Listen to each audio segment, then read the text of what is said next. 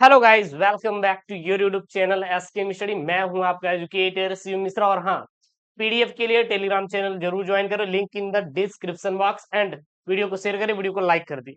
ये जो आपका चैप्टर शुरू करने वाले हैं वो हमारा लेक्चर 1 है, जिसको बोल सकते हैं कि इंट्रोडक्शन क्लास। जी हाँ, ये अपना क्या भैया, इंट्रोडक्शन क्लास है। यानी कि इसमें हम लोग क्या करेंगे, बेसिक कॉन्सेप्ट को जानेंगे। जी हाँ, बेसिक कॉन्सेप्ट जो रहेगा हमारा, उसको हम लोग क्या करेंगे, कवर करने वाले हैं। ठीक है ना।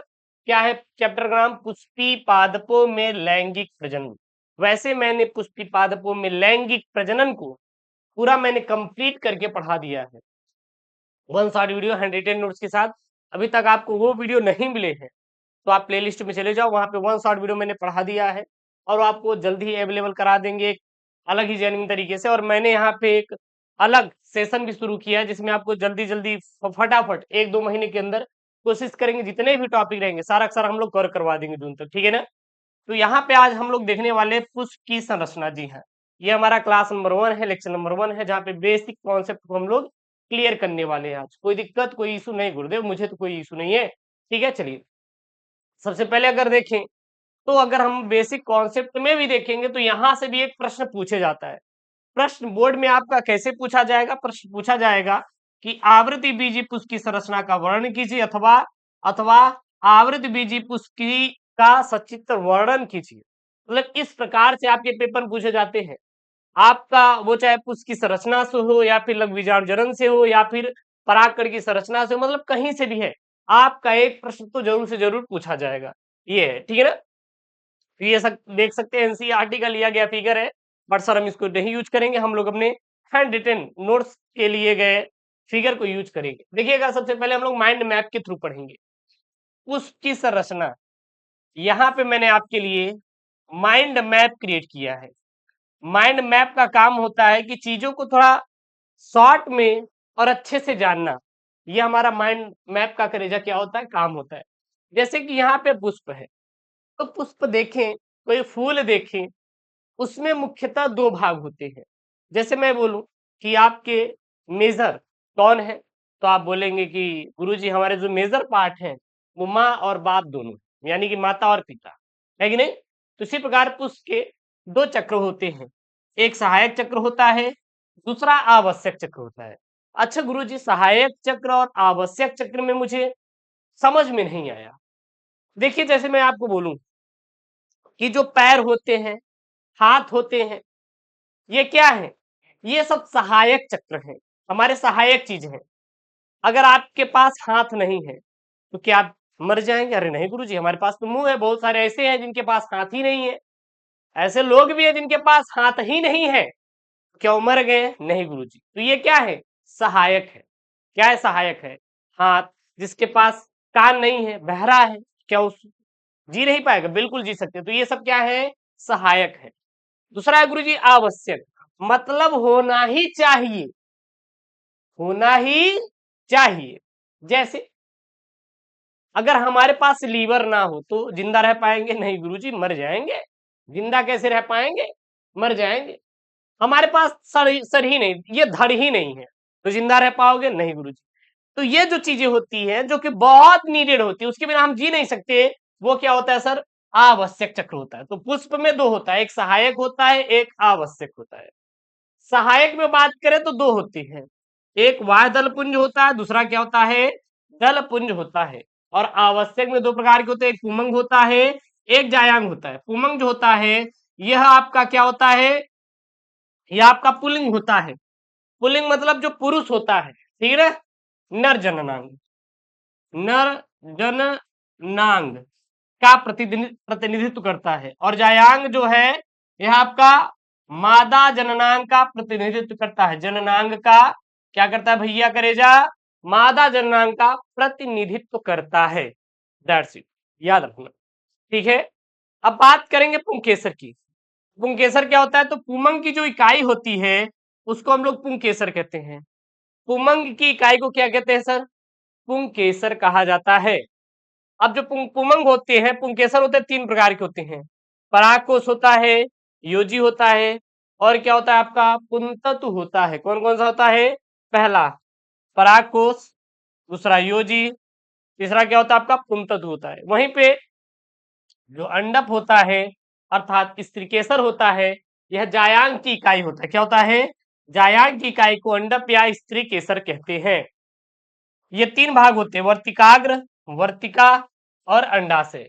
जैसा कि एनसीईआरटी के अगर फिगर के अनुसार देखें तो यहाँ पे आप देख सकते हैं, ये क्या है आपका अंडाशय होता है, ये आपके क्या है वाह दल है, और ये आपके क्या है ये पंखुड़ी नहीं बल्कि ये पंखुड़ी है, ये आपके क्या पंखुड़ी है, और ये आपका क्या पराग कोश है।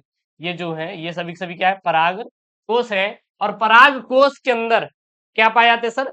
पराग कण पाए जाते हैं। इसी पराग कोश के अंदर क्या पाए जाते हैं आपके पराग कण उपस्थित होते हैं। ठीक है, ये जो बीच वाला भाग होता है गुरुजी, इसको हम लोग क्या बोलते हैं? वर्तिका बोलते हैं। इस ऊपरी वाले भाग को गुरुजी वर्तिकाग्र बोला जाता है। क्या बोला जाता है सर? वर्तिकाग्र बोला जाता है। ठीक है ना।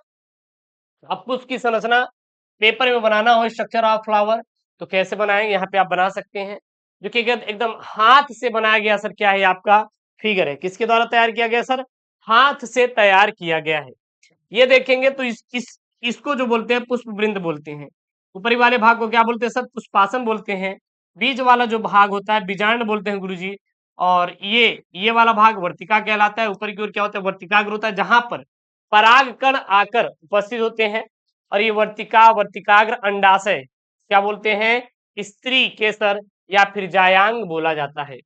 और इधर देखेंगे तो ये पराग कोश है। पराग कोश में क्या पाया जाता है? पराग कण उपस्थित होते हैं, जिस इसे ही हम लोग क्या बोलते हैं? लघु बीजाणु के नाम से जानते हैं। और इन दोनों पालियों के बीच क्या पाया जाता है? योजी पाया जाता है। और ये क्या होता है सर? आपका पुंतत्व होता है। और इसी के क्या बोलते हैं? पुंकेसर या फिर सर आपका पुमंग कहलाता है। क्या कहलाता है सर?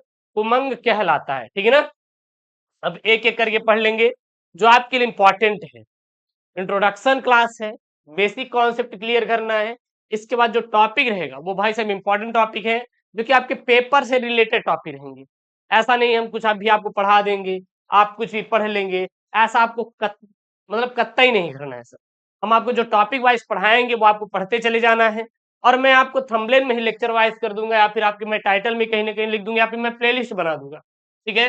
तो पहला है सर जी वाह दलपुंज। क्या है सर? यहाँ पे सर क्या है आपका पहला? पहला है वाह दलपुंज, जिसको क्या बोलते हैं? कैलिक्स बोला जाता है। सर कैलिक्स होता क्या है? किसे कहते हैं कैलिक्स? तो यह प्रायः हरे रंग का होता है। कैलिक्स क्या होता है? यह प्रायः हरे रंग का होता है। यह पुष्प पुष्प का सबसे क्या होता है? प्रथम चक्र होता है बाहरी। और वाह दल पुंज पुंज की इकाई को क्या बोलते हैं? वाह दल बोलते हैं। जो वाह दल होता है यह पुंज की इकाई होता है। क्या होता है? पुंज की इकाई होता है, वाह दल होता है। यह पुष्प की क्या करता है? सुरक्षा करता है। और यह प्रकाश संश्लेषण में भाग लेता है, अर्थात यह किस कलर का होगा सर? हरे रंग का होता है। कैसा होता है सर? हरे रंग का होता है। That's it. क्लियर है? बिल्कुल सर क्लियर है, कोई इशू यहां तक नहीं होनी चाहिए। उसके बाद है आपका दल पुंज, जिसको क्या बोलते हैं? कोरोला बोलते हैं। कोरोला क्या होता है सर? यह प्रायः रंगीन होते हैं। यह बाहर से दूसरा चक्र होता है। यह वाह दल पुंज के ठीक नीचे होता है। और दल पुंज की इकाई क्या कहलाती है आपकी? दल कहलाती है। क्या कहलाती है आपकी? दल कहलाती है। माफी चाहते हैं, थोड़ा सा लाइट चली गई। ठीक है ना, कोई बात नहीं, चली। और यह पुष्प को क्या करता है? आकर्षण बनाता है, ताकि परागण की क्रिया पूरी हो सके। कौन? दलपुंज। ओके। उसके बाद है सर पुमंग। तो इसे ऐसे दिखाते हैं, पुमंग की इकाई का पुंकेसर होता है। अनेक पुंकेसर मिलकर क्या बनाते हैं? पुमंग का क्या करते हैं सर? निर्माण करते हैं। ठीक है ना। और यह नर जननांग का क्या करता है? प्रतिनिधित्व करता है। और यह बाहर से भीतर की ओर तीसरा चक्र होता है। कैसा होता है सर? तीसरा चक्र होता है। ठीक है ना। उसके बाद क्या आता है आपका जायांग। सर जायांग क्या होता है? तो इसे जी से दिखाते हैं। यह मादा जननांग का क्या करता है? प्रतिनिधित्व करता है। इसी में है एक सर पुंकेसर। स्टेमेन क्या बोलता है सर जी? पुंकेसर को लघुबीजावधान पर्ण भी कहते हैं। ध्यान देना, जो पुंकेसर है इसी को बोले सर इसका दूसरा नाम क्या है और क्या नाम है? तो आप सीधा बता सकते हैं सर, लघुबीजावधान पर्ण के नाम से जानते हैं, क्योंकि पुंकेसर में लघुबीजावधान पाई जाती है, इसलिए इसे हम लोग लघुबीजावधान पर्ण भी करते हैं। पुंकेसर में तीन भाग होते हैं, परागकोश, योजी और क्या होता है सर? पुंतत्व होता है। तो ये पुंकेसर के तीन मुख्यतः क्या भाग हैं, जो कि बहुत ही इंपॉर्टेंट है। ठीक है ना।